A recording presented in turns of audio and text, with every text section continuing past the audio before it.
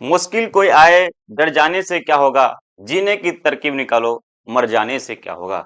मेरे प्यारे बच्चों, 2026 में क्लास 10 की तैयारी कर रहे हो, जो बच्चों को गणित से डर लगता है, अभी जो आप लोग को 2026 के जो एकदम इंपोर्टेंट जो है ऑब्जेक्टिव क्वेश्चंस करवाने वाले हैं, जो एकदम सीधे आपके एग्जाम में टकराने वाले हैं।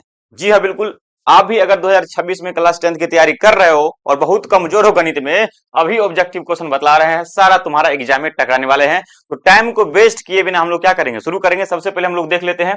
देखिए, आप लोग यहाँ ध्यान से देखिएगा। अगर आप लोग जो है 10वीं की तैयारी कर रहे हो ठीक ठाक से, तब देखिए आप लोग का सेकेंडरी जो है स्कूल एग्जामिनेशन 2026 में होगा, उसका मैथमेटिक्स का जो है हम लोग क्वेश्चंस देखेंगे। विषय कोड आप लोग को 110 रहेंगे कुल प्रश्न, और समय सब कुछ बतला देता हूँ सारा चीज, ठीक है। देख लीजिए, आपको समय आपको 3 घंटा 15 मिनट का समय रहेगा, और यहाँ से पूर्णांक माने 100 नंबर का आप लोग का एग्जाम होगा। याद रखिएगा, ये एग्जाम आप लोग को 30 नंबर 20 नंबर का नहीं होगा, 100 नंबर। कितना नंबर का होगा बोरे, ये 100 नंबर का आप लोग का एग्जाम होगा। याद रखिएगा प्रत्येक बच्चा, है ना, याद रखना सारा का सारा बच्चा। ये आपका जो है यहाँ से जो है 3 घंटा 15 मिनट, और तुम्हारा ये 100 नंबर का जो एग्जाम होगा, ठीक है।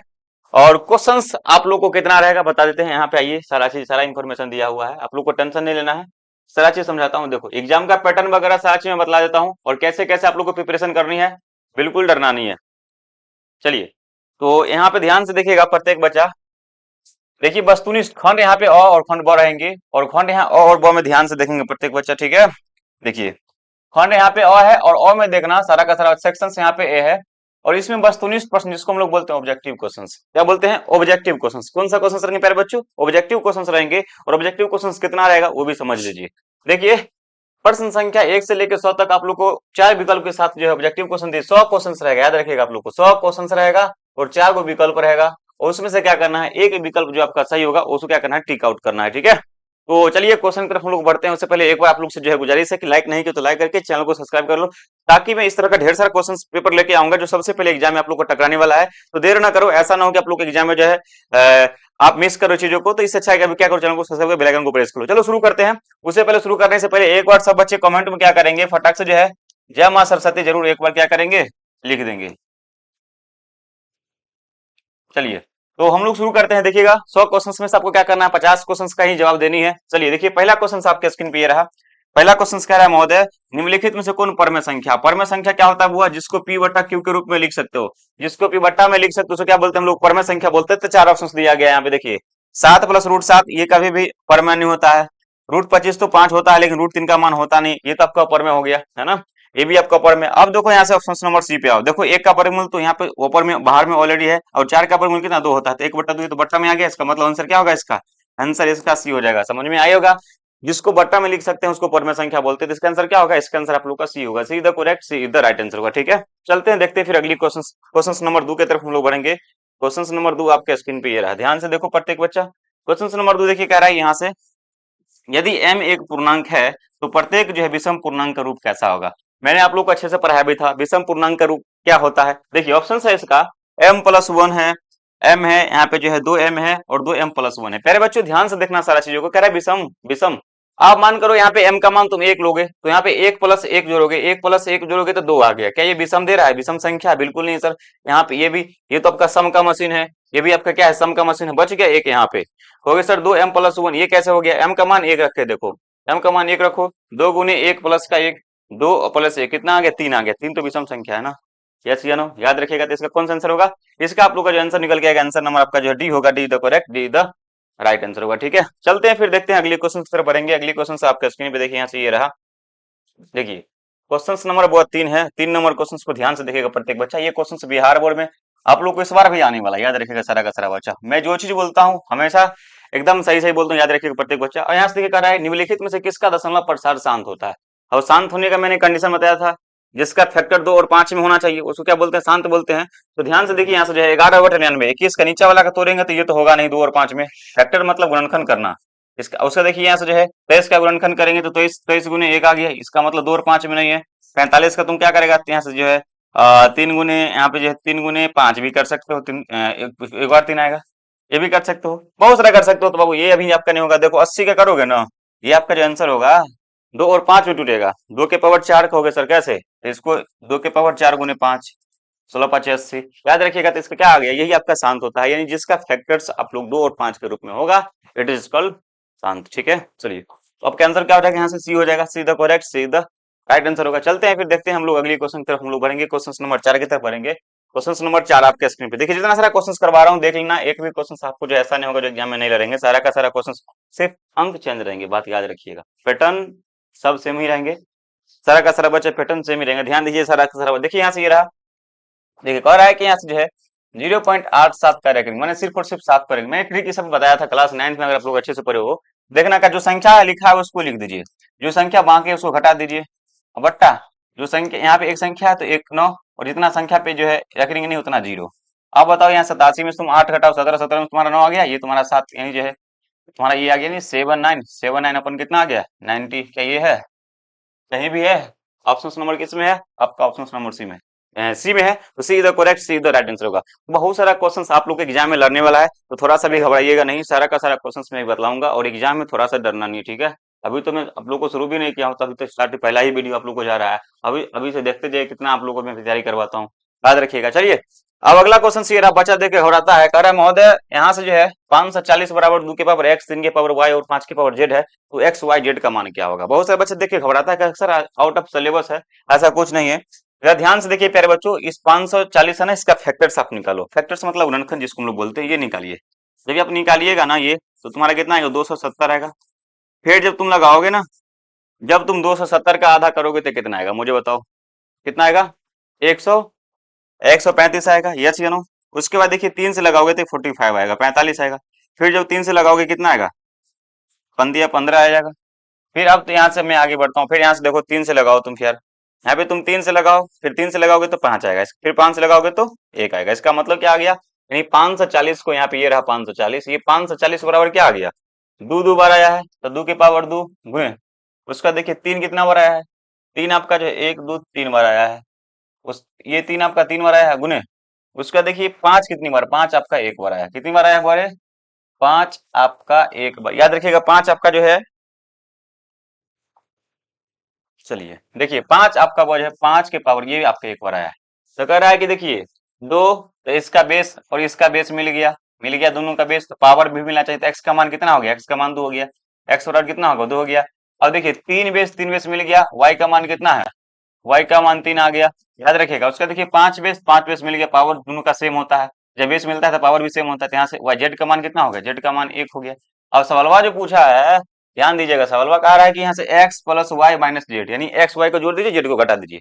तो देखिए यहाँ से घटाइए एक्स, देखिए यहाँ पे एक्स का मान 2, तो 2 प्लस यहाँ से वाई का मान कितना है, वाई का मान 3 माइनस जेड का मान 1, 3 2 5, तो 5 माइनस 1 करूंगा कितना आएगा 4। क्या देख लीजिए आप लोग 4 आंसर है क्या, ध्यान दीजिएगा इधर, देखिए ऑप्शन नंबर किस में है, ए में है, ये आपका सही होगा, ये इधर राइट आंसर होगा। ठीक है, चलते हैं फिर देखते हैं नेक्स्ट क्वेश्चन, अगले क्वेश्चन आपके स्क्रीन पे देखेंगे, ये रहा। थोड़ा सा मैथ में सॉल्व करना पड़ता है क्वेश्चन को, ताकि आप लोग को समझ में आए, अच्छे से याद रखिएगा, सारा का सारा बच्चा, एक भी क्वेश्चन आप लोग के एग्जाम में नहीं लगा, हमको बोल दीजिएगा अकाउंट में, एग्जाम देगा ये गर्दा उड़ा दीजिएगा। देखिए कारण निम्नलिखित में से कौन अपरमेय संख्या होता है। अब देखिए इरेशनल नंबर जिसको हम लोग बोलते हैं इंग्लिश में, तो करें यहाँ पे इंग्लिश भी है लिखा हुआ, विच ऑफ द फॉलोइंग्स जो है इस एन जो है इरेशनल नंबर, नहीं निम्नलिखित में से कौन क्या है आपका अपरमेय संख्या है। तो ध्यान से देखिएगा यहाँ पे जो है 2 पॉइंट बाबू, ये तो आपका पर में ऑलरेडी लिखा हुआ है, हाँ। उसका देखिए यहाँ से ये पर में लिखा हुआ है, उसके बाद ध्यान से देखिएगा 441 इसका वर्गमूल तुम्हारा कितना होता है 21 होता है।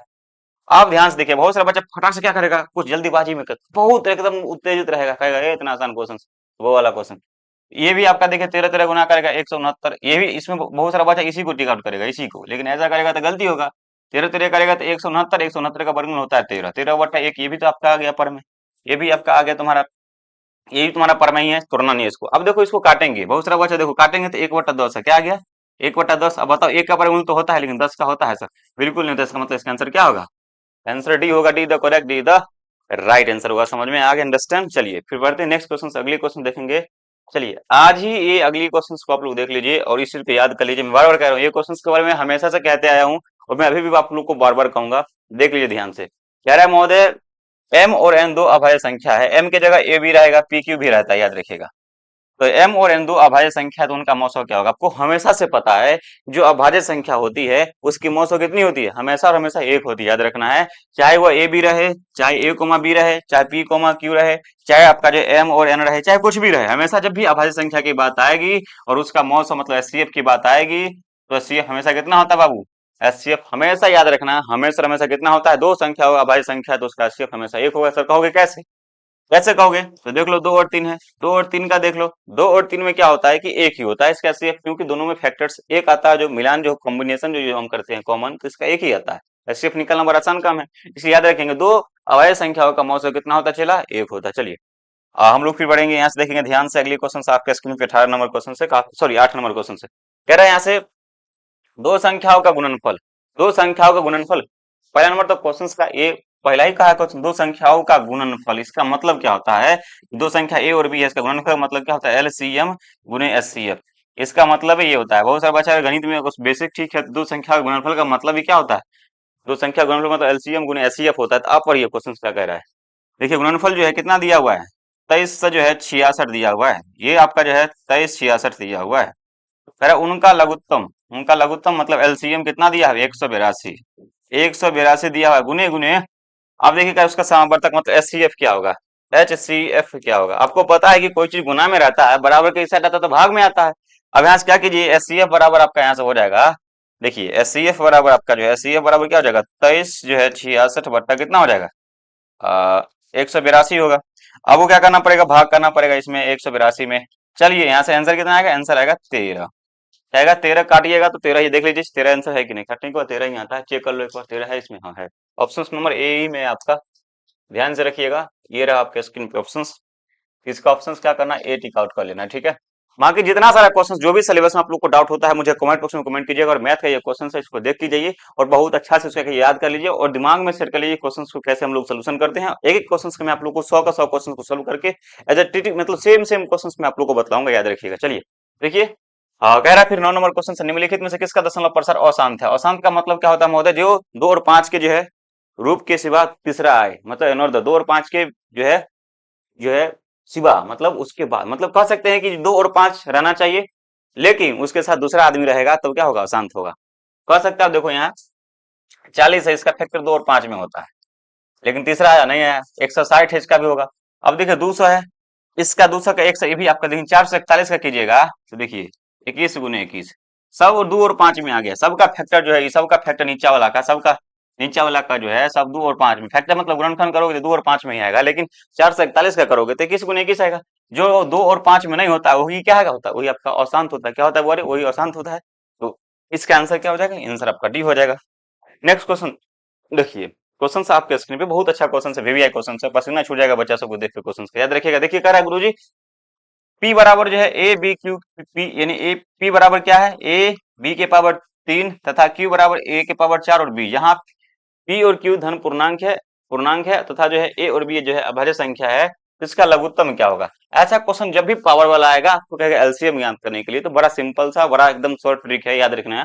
एलसीएम ज्ञात करना होना प्यारे बच्चों, याद रखिएगा। एलसीएम ज्ञात करने का नियम होता है कि सबसे अधिक पावर, देखो दोनों में सबसे अधिक पावर कौन है।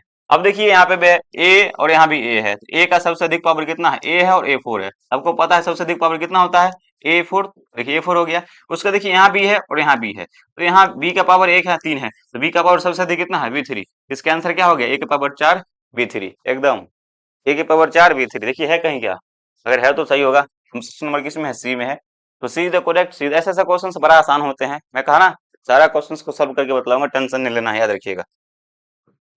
नहीं देखोगे तो पछताओगे, याद रखना। अगला क्वेश्चन देखो, सेम क्वेश्चन है, ये भी क्वेश्चन आप लोग के एग्जाम में आएंगे। कह रहे निम्नलिखित में से कौन सा युग्म जो है सह अभाज्य संख्या है। अब सह अभाज्य संख्या क्या होता है, तो दो पेयर ऐसा होगा, दो जोड़ा ऐसा होगा जिसका जो है एचसीएफ निकालने के बाद एक आना चाहिए, याद रहे। जिसका एचसीएफ निकालने पर एक आता है वही क्या होता है, सह अभाज्य संख्या का पेयर होता है। अब बताओ यहाँ 15 और 45 का निकालूंगा तो एचसीएफ 15 ही आएगा। अब 21 105 का लगाऊंगा तो 21 आएगा। अब 9 और 16 का निकालो, आंसर कितना आएगा, एचसीएफ 1 आएगा। इसका मतलब है इसमें पेयर वाला कौन सा होगा, ये वाला। ऑप्शन नंबर क्या आएगा, इसका आंसर बी होगा, be the correct, be the right answer. फिर बढ़ते हैं नेक्स्ट क्वेश्चन। देखो अगला क्वेश्चन आपके स्क्रीन पे देखेंगे, ये रहा। देखो आप लोग ध्यान से देखना, सारा का सारा क्वेश्चन बहुत आसान सब क्वेश्चन है और सेम क्वेश्चन ऐसे ही आपके एग्जाम में रहेंगे। देखिए कह रहा है 0.3125 को क्या करना है, पी बटा क्यू के रूप। आपको पता है कि यहाँ से हटेगा तो कितना जीरो आएगा, 4 को 1 2 3 4 जीरो आएगा। 125 से काटोगे ना इसको, तो तुम्हारा 25 मरतबे कटेगा, इसको काटोगे तो तुम्हारा जो है असल ये तुम्हारा 80 मरतबे कटता है, ठीक है। तो फिर 5 से काटोगे तो 5, ये तुम्हारा 16 5 80, तो 5 बटा 16। ऑप्शन नंबर किसमें, ऑप्शन नंबर बी में है। Be the correct, be the right answer. देख लीजिएगा। चलिए यहाँ से अगला नंबर क्वेश्चन ये रहा 13 नंबर। निम्नलिखित में से कौन सा बहुपद है? बहुपद होने के लिए मैं कंडीशन बताया था, याद हो तो अच्छे से बताया था कि बहुपद होने के लिए न तो रूट में होना चाहिए, न ही बट्टा में होना चाहिए, सिंपल सा होना चाहिए और पूर्ण संख्या के रूप में होना चाहिए। देखिए ये रूट में है, इसका मतलब बहुपद नहीं है।